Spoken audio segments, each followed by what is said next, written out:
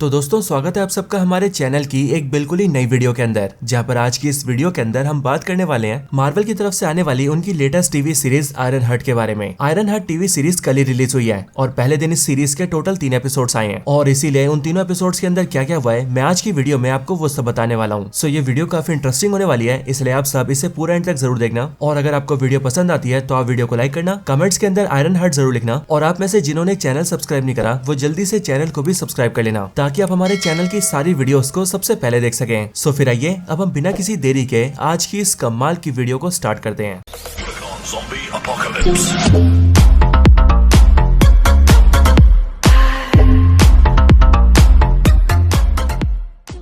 तो इस सीरीज की स्टार्टिंग होती है सीरीज की मेन कैरेक्टर रिरी विलियम्स से और पहले एपिसोड की स्टार्टिंग में हम ये देखते हैं कि रिरी विलियम्स बैठकर अपने एक फ्लैशबैक को याद कर रही होती है और उसको उस फ्लैशबैक के अंदर रिरी विलियम्स के साथ उसकी एक फ्रेंड होती है जिसके साथ रिरी विलियम्स बातचीत करते हुए हंस रही होती है। लेकिन फिर इसके बाद ये प्रेजेंट टाइम आता है और हमें ये पता लगता है कि असल में रिरी विलियम्स की ये दोस्त कुछ साल पहले ही मर चुकी है। अब प्रेजेंट टाइम के अंदर हम रिरी विलियम्स की लाइफ को देखते हैं जहाँ पर हमें पता लगता है कि रिरी विलियम्स बहुत ही ज्यादा इंटेलिजेंट और स्मार्ट है और उसने बहुत ही कम एज के अंदर अपनी स्कूल और कॉलेज की पढ़ाई को पूरा कर लिया था। इसके साथ ही अभी के टाइम पर वो यूएसए के MIT यूनिवर्सिटी में पढ़ाई कर रही है जहाँ पर उसका सपना है कि वो भी अपने लिए टोनी स्टार्क की तरह किसी आर्मर को क्रिएट कर सके। लेकिन दोस्तों यहाँ पर रिरी विलियम्स का ये मानना है कि वो टोनी स्टार्क की तरह अमीर नहीं है और टोनी स्टार्क एक बिलियनर था, इसलिए उसके पास गैजेट्स को बनाने के लिए सारे रिसोर्सेज थे। लेकिन अब क्योंकि उसके पास इतने पैसे नहीं है एंड इसीलिए वो पैसे कमाने के लिए अपने कॉलेज के दूसरे स्टूडेंट्स का प्रोजेक्ट करती है जिसके बदले में वो उनसे कुछ पैसे ले लेती है और वो उन्हीं पैसों का इस्तेमाल करके अपने प्रोजेक्ट पर काम करती है। अब दोस्तों मेरे ख्याल से यहाँ पर रिरी विलियम्स का जो माइंडसेट है वो पूरी तरह से गलत है और वो इसीलिए क्योंकि उसे ऐसा लगता है कि वो कम रिसोर्सेज के साथ कुछ भी नहीं कर सकती है। और वहीं दूसरी तरफ वो टोनी स्टार्क के बारे में ये सोचती है कि टोनी स्टार्क अपने गैजेट्स और अपने आर्मर्स को इसीलिए क्रिएट कर पाया था क्योंकि वो एक बिलियनर था। लेकिन असल में रिरी विलियम्स का ऐसा मानना बिल्कुल ही गलत है और वो इसीलिए क्योंकि शायद से उसे पता नहीं है कि टोनी स्टार्क वो बंदा है जिसने जख्मी हालत में कई सारे आतंकवादियों के बीच में घिरे होकर एक गुफा में बैठकर टूटी फूटी चीजों के साथ अपने आर्मर और अपने आर्क रिएक्टर को कंप्लीट कर लिया था। और टोनी स्टार्क ने उन्हें सिर्फ बनाया नहीं था बल्कि उन्हें पहनकर वहाँ के आतंकवादियों को भी मारा था, वहाँ पर रखे सारे वेपन्स को भी डिस्ट्रॉय किया था और उसके बाद वहाँ से सक्सेसफुली बाहर भी निकल गया था। और इसीलिए टोनी स्टार्क जैसा जीनियस अब तक पूरे MCU में कोई भी नहीं है एंड ये रिरी विलियम्स भी टोनी स्टार्क के सामने कुछ भी नहीं है। अब दोस्तों कहानी पर वापस आए तो यहाँ पर हम ये देखते हैं कि जब रिरी विलियम्स अपने कॉलेज के दूसरे स्टूडेंट्स का प्रोजेक्ट कर रही होती है और उसके बदले में उनसे पैसे ले रही होती है तब उसकी इन्हीं सब हरकतों के बारे में कॉलेज वालों को पता लग जाता है, जिसके बाद ही कॉलेज की डीन सीधा रिरी विलियम्स को बुलाती है और उसे सीधा MIT से सस्पेंड कर देती है। जिसके बाद कुछ गार्ड से कहा जाता है कि वो रिरी विलियम्स का सामान पैक करवाए और उसे बड़े आराम से कॉलेज के बाहर छोड़ कर आए। अब दोस्तों रिरी विलियम्स ये समझ जाती है कि अगर वो अभी कॉलेज से बाहर हो गई तो फिर उसने अपने लिए जो आर्मर क्रिएट किया है वो उसके हाथों से छिन जाएगा और इसीलिए वो गार्ड्स की नजरों से बचते हुए जल्दी से अपने आर्मर के पास जाती है और उसके सारे पार्ट्स को एक्टिवेट करके उसे जल्दी से सूट अप कर लेती है और फिर देखते देखते वो अपने सूट के साथ उड़ते हुए कॉलेज से बाहर निकल जाती है। अब दोस्तों इस सूट के अंदर हम ये देखते हैं कि यहाँ पर उसने एक AI भी बनाया होता है और इस AI का नाम रखा होता है ट्रेवर। और वैसे तो ये ट्रेवर AI छोटे मोटे टास्क कंप्लीट कर लेता है लेकिन इसे देखकर ये साफ पता लगता है कि ये जार्विस की सस्ती कॉपी है और वो इसीलिए क्योंकि रिरी विलियम्स इसे जैसी कमांड देती है कि वो उसे घर ले जाए तब रास्ते में चलते चलते वो अपने कमांड्स को पूरा नहीं कर पाता है और हैंग हो जाता है, जिस वजह से रिरी विलियम्स सीधा जमीन से टकराती है और उसका पहना हुआ सूट भी टूटकर बिखर जाता है। अब हालांकि दोस्तों इसी टाइम पर हम सीरीज के एक इंपॉर्टेंट टीम से भी मिलते हैं और ये टीम असल में कुछ क्रिमिनल्स की टीम होती है जो कि पूरे शहर में चुपचाप काफी बड़े बड़े क्राइम्स को अंजाम देते हैं। और ये टीम इसीलिए भी खास होती है क्योंकि इस टीम का जो लीडर होता है वो होता है पार्कर रॉबिन्स, यानी कि मार्वल कॉमिक्स का फेमस विलन द हुड। और द हुड की इस टीम को हम ये देखते हैं कि वो लोग शहर के घर में आकर वहाँ की सिक्योरिटी को ब्रीच करते हैं और उसके बाद सीधा अंदर घुस जाते हैं, जिसके बाद वो लोग जिस काम को करने के होते हैं वो लोग वहाँ पर उस काम को करते हैं और फिर काम को पूरा करके उनकी पूरी टीम वहाँ से बड़े आराम से निकल जाती है। जिसके बाद ही हुड अपनी पूरी टीम से कहता है कि उन लोगों ने आज काफी बढ़िया काम किया है और इसलिए अब वो जाकर आराम कर सकते हैं। अब दूसरी साइड हम फिर से रिरी विलियम्स को देखते हैं जो कि अब अपने सूट के टूटने के बाद सीधा अपने घर जाती है एंड वहाँ पर अगर अपनी मॉम से मिलती है। लेकिन यहीं पर ही रिरी विलियम्स ये भी देखती है कि उसके घर में उसकी मॉम के साथ साथ उसकी मॉम की एक फ्रेंड भी होती है और उसकी मॉम की फ्रेंड का एक बेटा भी होता है जो कि रिरी का अच्छा दोस्त भी होता है। अब दोस्तों यहीं पर ही हमें रिरी विलियम्स की फैमिली के बारे में पता लगता है। हम ये जानते हैं कि रिरी विलियम्स के जो फादर थे वो आज से कुछ टाइम पहले ही मर गए थे और रिरी विलियम्स की वो फ्रेंड जिसे वो हमेशा याद करती है उसकी वो फ्रेंड भी उसी लड़के की भाई है जो कि इस टाइम पर उसके घर में है। साथ ही साथ हमें ये भी पता लगता है कि रिरी विलियम्स के फादर और वो खुद दोनों टोनी स्टार्क के काफी बड़े फैन थे। साथ ही साथ उसके जो फादर थे उनका खुद का एक गराज था जहाँ पर वो गाड़ियां रिपेयर किया करते थे और वहाँ पर अपने फादर की मदद करने के लिए रिरी विलियम्स और उसकी फ्रेंड जाया करते थे। लेकिन एक दिन अचानक से गोलीबारी होने की वजह से कुछ क्रिमिनल्स ने रिरी विलियम्स के फादर के गराज पर भी गोलियां चला दी और उसी शूटआउट के अंदर रिरी विलियम्स के फादर और उसकी वो सहेली जिसे वो याद बात क्या करती थी दोनों मारे गए। हालांकि उन सब में रिरी विलियम्स तो जिंदा बच गई, लेकिन वो सारी चीजें याद करके रिरी विलियम्स को आज भी दुख होता है। अब हालांकि इसके बाद अगले दिन हम ये देखते हैं कि रिरी विलियम्स अपने घर के पास के एक भंगार स्टोर में जाती है और वो यहाँ पर अक्सर आया करती है ताकि वो यहाँ पर सामान खरीद सके और उसे अपने काम की चीजें सस्ते दाम पर मिल सके। और इस बार भी उसे यहाँ पर काफी सारा सामान लेना होता है, लेकिन एक्चुअल में सामान लेने के लिए उसके पास कुछ भी पैसे नहीं होते हैं और इसीलिए वो ये ट्राई कर रही होती है कि वो दुकान के मालिक से किस तरह से बात करे और वो कैसे उससे उधार में सामान ले। लेकिन रिरी विलियम्स के कुछ बोलने से पहले हम ये देखते हैं कि उस दुकान के अंदर द हुड की टीम का एक दूसरा मेंबर आता है जिसका नाम जॉन होता है और वो यहाँ पर आकर रिरी विलियम्स के लिए हुए सामान के सारे पैसे दे देता है और रिरी विलियम्स को जो भी सामान चाहिए होता है वो उसे सारा सामान दिलवा देता है। अब रिरी विलियम्स को ये देखकर थोड़ा अजीब लगता है और इसलिए वो सीधा जॉन के पास जाती है एंड उससे बातचीत करके उससे ये पूछती है कि आखिरकार उसने उसके सामान के पैसे क्यों दिए। ये पूछे जाने पर जॉन उससे कहता है कि वो उसका काफी बड़ा फैन है, क्योंकि as of course Riri Williams पूरे शहर में काफी फेमस होती है और सभी लोगों को ये पता होता है कि रिरी विलियम्स बहुत ज्यादा स्मार्ट है। लेकिन इसके साथ ही जॉन रिरी विलियम्स को ये भी बताता है कि वो असल में किसी दूसरे इंसान के लिए काम करता है और अगर रिरी चाहे तो वो उसे उससे मिलवा सकता है, जिसके बाद रिरी भी उसके लिए काम कर सकती है और इसमें रिरी का फायदा ये होगा कि वो काम करने के बदले में काफी अच्छे पैसे कमा लेगी। अब ये बोलने के बाद ही जॉन उसे कार्ड देता है और रिरी से कहता है कि अगर वो आना चाहे तो कल यहाँ पर आ सकती है। इसके बाद ही अगले दिन रिरी विलियम्स कार्ड पर बताए हुए एड्रेस पर पहुंच जाती है और उस बिल्डिंग के लिफ्ट के जरिए सीधा ऊपर जाने लगती है। लेकिन हम ये देखते हैं कि वो लिफ्ट रास्ते में अटक जाती है, बट इसके आगे हमें पता लगता है कि इस पूरी लिफ्ट को द हुड और उसकी पूरी टीम ने रोका है और वो यहाँ पर असल में रिरी विलियम्स का टेस्ट ले रहे हैं। अगले पल वो लोग लिफ्ट के अंदर 3 मिनट का टाइमर स्टार्ट करते हैं और उस पूरी लिफ्ट के अंदर CO2 गैस छोड़ देते हैं, जिसके बाद ही स्पीकर के जरिए वो लोग रिरी से कहते हैं कि ये उसका एक टेस्ट लिया जा रहा है और इसलिए अगर वो 3 मिनट के अंदर लिफ्ट खोलकर बाहर नहीं आ पाई तो फिर वो इसी लिफ्ट के अंदर मारी जाएगी। अब ये सब देखकर पहले तो रिरी विलियम्स को काफी अजीब लगता है कि आखिरकार ये लोग पागलपंती क्यों कर रहे हैं, लेकिन अब क्योंकि उसके पास काफी कम टाइम होता है इसीलिए वो अपना दिमाग लड़ाती है और वो जल्दी से लिफ्ट खोल के वहाँ से बाहर निकल जाती है। उसके बाहर आते ही उसके सामने हुड और उसकी पूरी टीम के बंदे होते हैं जो कि वहाँ पर रिरी विलियम्स का स्वागत करते हैं और उसके इंटेलिजेंस की दाद देते हैं। एंड फिर इसके बाद ही टीम का लीडर यानी कि द हुड रिरी विलियम्स को अकेले बुलाता है एंड वो उससे कहता है कि रिरी विलियम्स बहुत ही ज्यादा स्मार्ट और इंटेलिजेंट है और इसलिए वो चाहता है कि वो उसकी टीम के लिए काम करे, जिसके बदले में वो रिरी को बहुत सारे पैसे देगा। अब यहाँ पर रिरी विलियम्स को ये तो पता लग जाता है कि हुड उससे जो भी काम करवाने वाला है वो सारे इलीगल काम है, लेकिन तब भी उसके बाद रिरी विलियम्स इस काम के लिए राजी हो जाती है क्योंकि उसे पैसों की बहुत ज्यादा जरूरत होती है। अब इसके बाद हुड रिरी विलियम्स से कहता है कि वो लोग कल ही एक बहुत ही बड़े मिशन पर निकल रहे हैं और उनका जो बड़ा मिशन है उस मिशन का रिरी विलियम्स भी पार्ट होने वाली है एंड इसीलिए वो लोग ये चाहते हैं कि रिरी विलियम्स कल टाइम से पहुंच जाए, साथ ही वहाँ पर रिरी विलियम्स अपने सूट के साथ आए क्योंकि कल के काम को पूरा करने के लिए उन्हें रिरी विलियम्स के सूट की भी जरूरत पड़ेगी। और फिर ये सब बोलने के बाद ही हुड रिरी विलियम्स को कुछ एडवांस पैसे भी देता है, जिसके बाद उन पैसों को लेकर रिरी विलियम्स अपने घर आ जाती है और अपने आर्मर को ठीक करने लगती है ताकि वो कल के मिशन में उसका इस्तेमाल कर सके। लेकिन साथ ही साथ वो अपने सूट के लिए एक AI को भी डेवलप करती है, लेकिन अब क्योंकि AI को डेवलप करते हुए वो अपनी मरी हुई फ्रेंड को याद कर रही होती है इसीलिए वो गलती से अपनी मरी हुई फ्रेंड की AI को क्रिएट कर लेती है और इसीलिए जब वो देखती है कि उसने क्या कर दिया है तब ये बात जानकर उसे बहुत हैरानी होती है। लेकिन फिर इसके साथ ही एपिसोड 1 यहीं पर एंड हो जाता है। अब एपिसोड 2 की स्टार्टिंग ठीक वहीं से होती है जहाँ पर एपिसोड 1 एंड हुआ था और इसीलिए एपिसोड 2 के स्टार्ट होते हम ये देखते हैं कि रिरी विलियम्स सीधा अपनी बनाई हुई AI से पूछती है कि आखिरकार वो है क्या, जिस पर वो AI उसे बताती है कि उसका नाम नेटली है। लेकिन ये सुनकर रिरी उससे कहती है कि नेटली उसकी फ्रेंड का नाम है जो कि मर चुकी है। लेकिन फिर अगले पल रिरी विलियम्स को ये समझ में आ जाता है कि वो जिस AI को क्रिएट कर रही थी उसने उसे गलती से नेटली के रूप में क्रिएट कर लिया है और इसीलिए वो उसे देखकर परेशान हो जाती है एंड वो डिसाइड करती है कि अब वो इस नेटली वाली AI को डिलीट कर देगी। लेकिन अब क्योंकि रिरी विलियम्स को द हुड की टीम के साथ मिलकर अपने मिशन पर जाना होता है इसीलिए वो अपनी नेटली AI को अपने रूम में ही छोड़ देती है और रूम को लॉक करके सीधा अपनी टीम के पास जाती है। अब रिरी विलियम्स के टीम के पास आने के बाद ही द हुड जो कि इस पूरी टीम का लीडर होता है वो रिरी विलियम्स को बारी बारी करके सारी टीम से इंट्रोड्यूस करवाता है। वो सबसे पहले रिरी को स्लग से मिलवाता है जो कि इस पूरी टीम का हैकिंग एक्सपर्ट होता है और टीम को जब भी किसी मिशन पर जाना होता है तब स्लग उस पूरी जगह के सिस्टम को हैक कर लेता है ताकि हुड की पूरी टीम उस जगह पर जो चाहे वो कर सके। साथ ही साथ हुड ये भी बताता है कि स्लग मैड्रिपोर्ट से है और ये पहले डार्क वेब के ऊपर दूसरों को ठगने का काम करता था, लेकिन अब क्योंकि उस वजह से इसके काफी दुश्मन बन गए थे इसलिए हुड ने उसे बचाया और उसे अपनी टीम में शामिल कर लिया। अब इसके बाद वो रिरी को मिलवाता है रोज और जेरी से जो कि असल में भाई बहन होते हैं। ये दोनों भाई बहन असल में फाइट में काफी एक्सपर्ट होते हैं और साथ ही ये पहले स्ट्रीट फाइट्स भी किया करते थे, लेकिन क्योंकि ये इलीगल तरीके से लड़ते थे इसीलिए इन्हें हर फाइट से निकाल दिया जाता था और फिर इसीलिए हुड ने इनकी भी हेल्प की और इन्हें टीम में शामिल कर लिया। इसके बाद टीम की अगली मेंबर होती है क्लाउन जो कि टीम को पायरोटेक्निक सपोर्ट देती है और ये हुड से तब मिली होती है जब इसका लवर इसे छोड़ देता है। और फिर इसके बाद आखिर में हुड बताता है जॉन के बारे में, वही जॉन जो कि रिरी विलियम्स से सबसे पहले मिला था एंड उसी ने उसे टीम में आने का ऑफर दिया था और उसके बारे में बताते हुए हुड उससे कहता है कि जॉन एक्चुअली में उसका कजन है और अगर बात करें उसकी स्पेशलिटी की तो वो चाकू छुरी चलाने में बहुत एक्सपर्ट है एंड इसलिए अगर उसके हाथ में हथियार हो तो वो किसी का भी काम तमाम कर सकता है। अब इसके बाद ही हुड रिरी को बताता है अपने प्लान के बारे में। वो उससे कहता है कि आज वो लोग जिसे टारगेट करने वाले हैं उस कंपनी का नाम है टनल और ये जो टनल कंपनी है वो अंडरग्राउंड टनल्स के अंदर काफी सारे हाई स्पीड रोड्स बना रही है जिनके जरिए गाड़ियां काफी कम टाइम में ट्रेवल करके लोगों का टाइम बचा सकती हैं। लेकिन हुड और उसकी टीम के अकॉर्डिंग ये टनल कंपनी सही काम नहीं कर रही है और इसीलिए वो लोग उसे रोकना चाहते हैं और बदले में उससे अपनी कुछ शर्तें मनवाना चाहते हैं। और आज के दिन ये टनल कंपनी अपने टनल्स को ओपन कर रही है जिनके जरिए लोगों की गाड़ियां बहुत ही कम टाइम में ट्रेवल कर पाएंगी। और इसीलिए हुड और उसकी पूरी टीम का ये प्लान है कि वो लोग पेन ड्राइव के जरिए एक वायरस को उनके सिस्टम में डाल देंगे जिससे कि उनका पूरा सिस्टम स्टॉप हो जाएगा। और फिर वो लोग कंपनी की सीईओ से शर्तें मनवाएंगे एंड फिर उसके बाद ही उनके टनल को फिर से ओपन करेंगे। लेकिन प्लान के हिसाब से रिरी विलियम्स को अपना आर्मर पहनना होगा, फिर पेन ड्राइव लेकर फ्लाई करना होगा, सिस्टम के एक मेन एरिया में जाना होगा और वहां पर जाकर उस पेन ड्राइव को प्लग करना होगा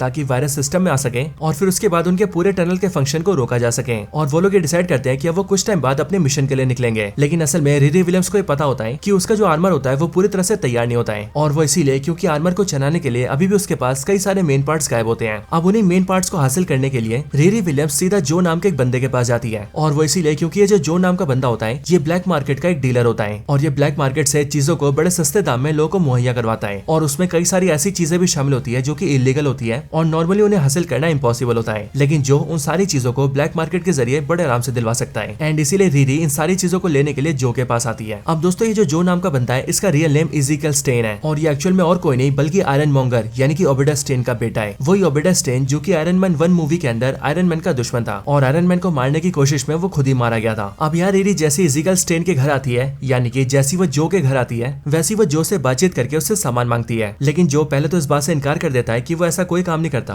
और उसके ब्लैक मार्केट से कोई कनेक्शंस भी नहीं है। लेकिन फिर जैसी रिरी विलियम्स उसे पुलिस की धमकी देती है वैसी जो उसकी बात मान जाता है एंड वो उससे कहता है कि वो उसे सामान ला कर दे देगा। अब इसके बाद इज़ीकियल स्टेन यानी कि जो रिरी विलियम्स को अपने साथ ले जाता है और अपनी गाड़ी में बिठाकर उसे एक दूर जगह लाता है और फिर उसके बाद ही जो रिरी विलियम्स को ये बताता है कि ये जगह असल में उसका एक सीक्रेट बंकर है और इसी जगह के अंदर वो अपने सारे इलीगल सामान रखता है यानी कि वो सारे सामान जिसे वो ब्लैक मार्केट से लाता है। और फिर यहाँ पर लाने के बाद ही वो रिरी विलियम्स को उसके जरूरत का सामान दे देता है, जिसके बाद ही रिरी विलियम्स अपने सूट को पूरा करती है और उसे पहनकर सीधा फ्लाई करते हुए वहां से निकल जाती है। अब इसके अगले सीन में हम ये देखते हैं कि सीधा रात हो जाती है और रात होते ही हुड और उसकी पूरी टीम अपने मिशन को पूरा करने के लिए निकल जाते हैं और पहुंच जाते हैं सीधा उसी टनल के पास जहाँ पर टनल कंपनी द्वारा इनॉग्रेशन किया जा रहा है। अब रिरी विलियम्स जो कि अपने सूट में होती है उसे सीधा पेन ड्राइव दिया जाता है और उससे कहा जाता है कि वो एक खास जगह जाकर उसे सिस्टम में प्लग कर दे। लेकिन रिरी विलियम्स जैसी फ्लाई करके वहां पर जारी होती है वैसे हम ये देखते हैं कि उसके सामने अचानक से उसकी फ्रेंड वाली एआई उसके सामने आ जाती है और इसीलिए उसे अचानक से अपने सामने देखकर रिरी घबरा जाती है एंड वो टनल में टकराकर नीचे गिर जाती है, जिस वजह से उसके हाथ से पेन ड्राइव भी छूटकर नीचे गिर जाता है। और इसीलिए अब रिरी विलियम्स ये सोचने लगती है कि आखिरकार उसका प्लान फेल होने वाला है एंड इसीलिए अपने प्लान को बचाने के लिए वो क्या कर सकती है। अब ये बात सोचने पर ही उसकी जो फ्रेंड वाली एआई होती है वो उसे बताती है कि सिस्टम को रोकने के लिए उसके पास अभी एक और मौका है। वो रिरी को बताती है कि यहाँ पर जितनी भी गाड़ियां हैं वो सब के सब सिस्टम से कनेक्टेड है और इसीलिए अगर वो लोग गाड़ी को प्लेटफॉर्म से यानी कि इस रोड से हटा देंगी तो फिर उसके बाद वो लोग सिस्टम के अंदर एंटर हो सकते हैं। यानी कि गाड़ी के प्लेटफॉर्म से हटते ही उनके पास थोड़ा सा ऐसा टाइम होगा जिस टाइम के बीच वो लोग सिस्टम में एंटर करके वहां पर अपना वायरस डाल के सिस्टम को रोक सकते हैं। अब ये सुनने के बाद ही रिरी विलियम्स सीधा स्लग से कांटेक्ट करती है और वो स्लग को इस प्लान के बारे में बताती है, जिसके बाद वो स्लग से कहती है कि जैसी वो गाड़ी का प्लग खींच के उसे प्लेटफॉर्म से हटाएगी वैसे कुछ ही सेकंड्स के अंदर स्लग को सिस्टम को ऑफ करना होगा। अब इसके बाद रिरी विलियम्स बिल्कुल ऐसे ही करती है और गाड़ी के मेन प्लग को खींच के उसे प्लेटफॉर्म से हटा देती है, जिसके बाद स्लग सिस्टम में एंटर होकर पूरे सिस्टम को शट डाउन कर देता है और सिस्टम के रुकते ही टनल के अंदर जितनी भी गाड़ियां होती है वो सब के सब उसी जगह पर रुक जाती हैं। अब इन्हीं में से एक गाड़ी के अंदर टनल कंपनी की सीईओ भी ट्रैवल कर रही होती है और इसीलिए वो भी ये देखकर घबरा जाती है कि आखिरकार उनका सिस्टम अचानक से कैसे रुक गया। लेकिन फिर इसके अगले पल ही हम ये देखते हैं कि हुड उसकी गाड़ी के बगल वाले सीट पर बैठा होता है और वो अचानक से अपीयर होकर उसके सामने आता है। अब यहाँ पर आकर वो कंपनी के सीईओ से सीधा मुद्दे की बात करता है। वो सीईओ से कहता है कि उसने अपनी टीम के साथ मिलकर उसके सिस्टम को रोक दिया है और अब उसकी मर्जी के बिना ये सिस्टम फिर से चालू नहीं होने वाला है और अगर सिस्टम चालू नहीं हुआ तो वैसे इस टनल में कोई ट्रेवल नहीं करेगा और उसकी कंपनी दिवालिया हो जाएगी। इसीलिए अभी कंपनी के सीईओ की मजबूरी है कि वो उसकी शर्तों को माने और फिर हुड बताता है कि उसकी ये शर्तें हैं कि वो अपनी कंपनी के अंदर उसके और उसकी पूरी टीम मेंबर्स को 6 फिगर की सैलरी देगी, सबको एज ए एम्प्लॉय रखेगी, वो भी गुमनाम तरीके से जो कि कोई काम भी नहीं करेंगे और साथ ही साथ वो कंपनी में हुड को हिस्सेदारी भी देगी। और अब मजबूरन हम ये देखते हैं कि कंपनी के सीईओ को हुड की सारी शर्तें माननी पड़ती है एंड वो उसके दिए कॉन्ट्रैक्ट पर साइन कर देती है, जिसके बाद ही हुड के कहने पर फिर से टनल को एक्टिवेट कर दिया जाता है और पूरी टीम अपने काम को पूरा करके वहां से निकल जाती है। हालांकि इस मिशन के बाद ही रिरी विलियम्स को पता लगता है कि उसकी टीम का जो लीडर है यानी कि द हुड, उसके पास असल में एक पावरफुल हुड है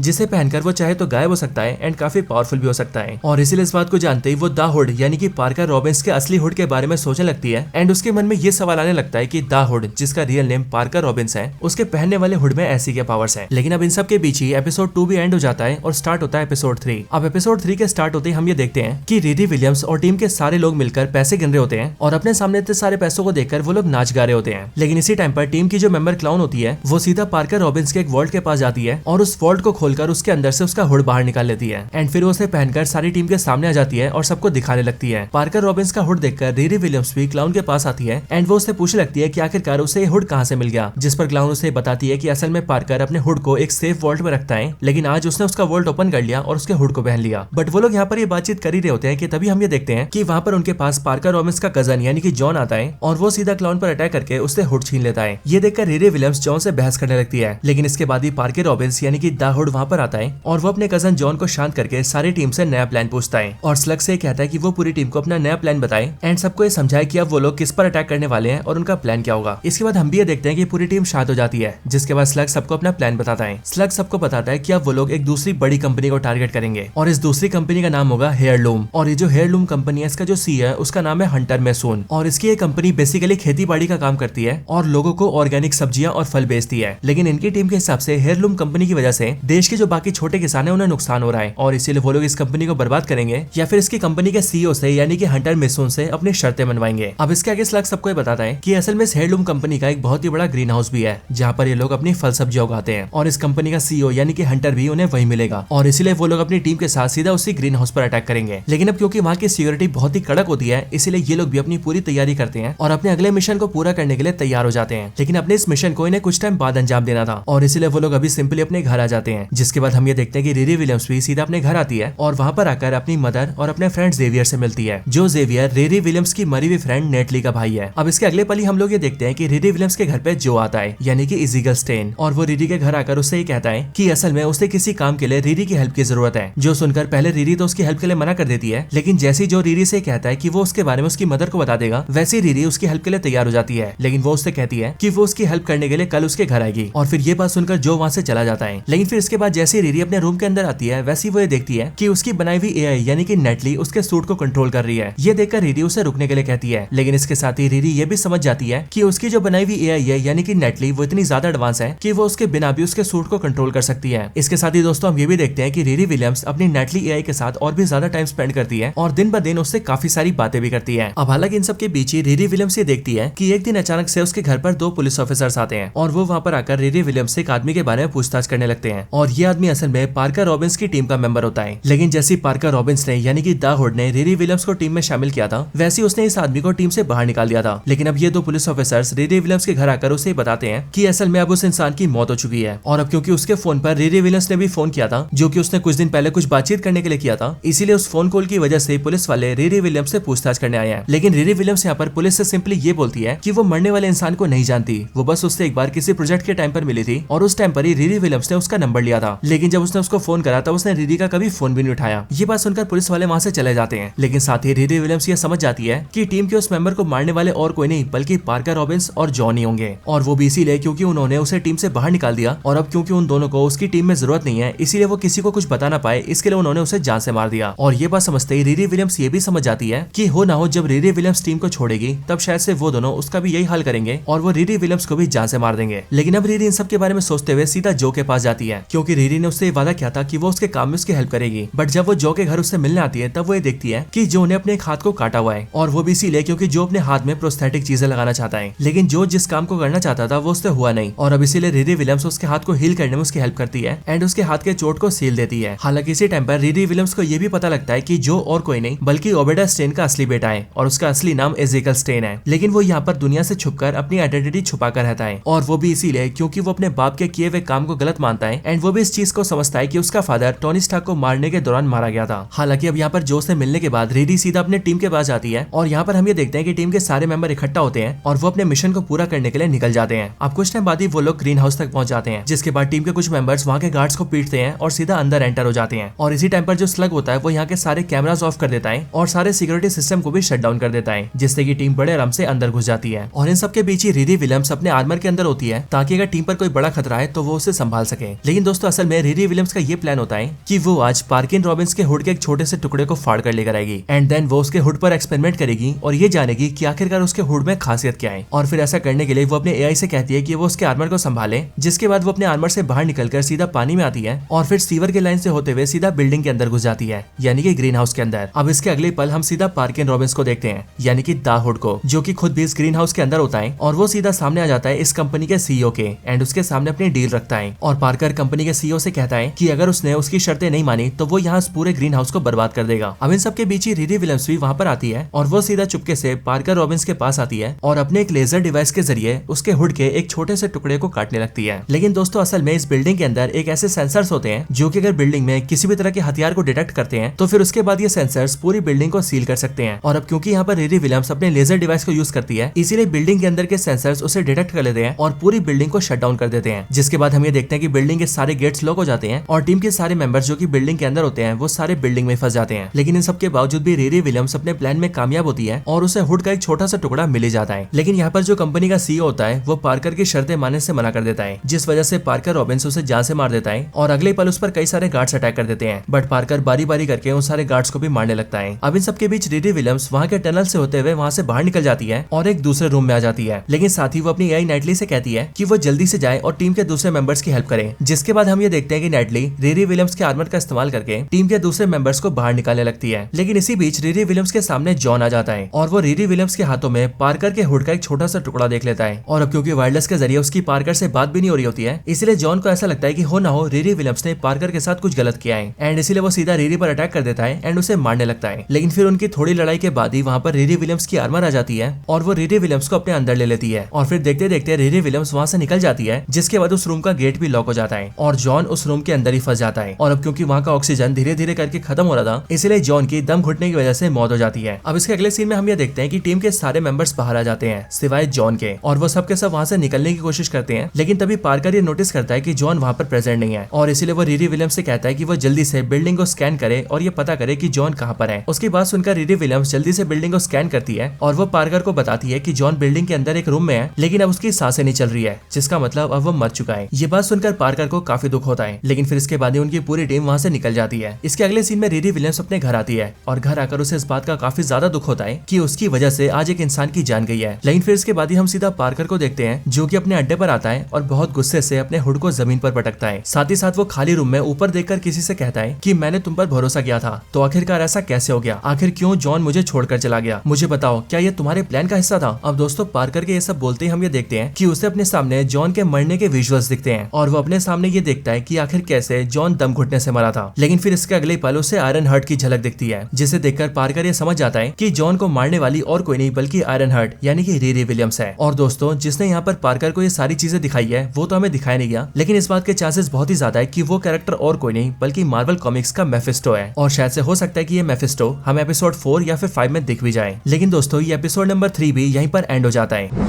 तो दोस्तों ये थी वीडियो आयरन हार्ट सीरीज के एपिसोड नंबर 1 से लेकर 3 तक की स्टोरी के ऊपर। वैसे आपको इस सीरीज के तीनों एपिसोड्स की स्टोरी कैसी लगी ये आप मुझे कमेंट्स के अंदर जरूर बताना। और अगर आप किसी और टॉपिक के ऊपर वीडियो देखना चाहते हैं तो वो भी आप मुझे कमेंट्स में बता सकते हैं। बाकी आपको ये वीडियो पसंद आई हो तो आप वीडियो को लाइक करना और इस वीडियो को ज्यादा से ज्यादा शेयर भी कर देना। और जिन्होंने चैनल सब्सक्राइब नहीं करा वो जल्दी से चैनल को भी सब्सक्राइब कर लेना। बाकी दोस्तों मैं मिलता हूँ आपसे ऐसी किसी और बेहतरीन वीडियो में, तब तक के लिए गुड बाय।